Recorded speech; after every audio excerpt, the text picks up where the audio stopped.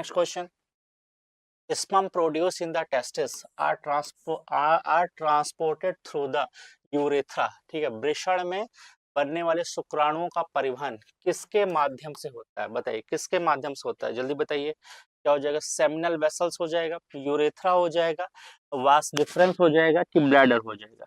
जल्दी से बता दीजिए, सिंपल सी बात है।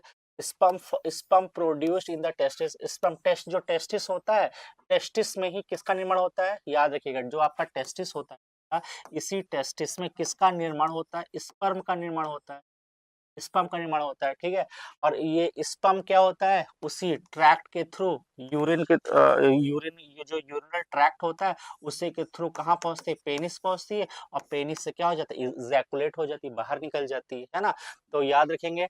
और तो यहाँ क्या हो जाएगा? सेमिनल वेसल्स हो जाएगा, जी नहीं। यूरेथ्रा, जी नहीं। क्या हो जाएगा? वास डिफरेंस हो जाएगा। क्या हो जाएगा? Vas deferens. आप हिंदी में शुक्रवाहिका बोलते हैं, क्या बोलते हैं? शुक्रवाहिका बोलते हैं। ठीक है, जो स्पर्म होता है produced in the testis are transported through the through the urethra. वृषण में बनने वाले शुक्राणु का परिवहन किसके माध्यम से होता है? शुक्रवाहक के द्वारा होता है, वास डिफरेंस के द्वारा होता है। ठीक, इसीलिए तो जो वास डिफरेंस को बेटा कट कर दिया जाता है तभी तो कहलाता है क्या? तभी तो कहलाता है क्या? वैसेक्टॉमी कहलाता है।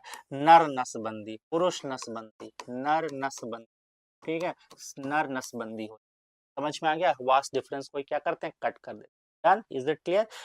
चलिए, तो ये बात समझ में आ गया, याद रहेगा आपका vast difference. So what will be correct answer? B will be, C is the correct answer. ठीक है, चलिए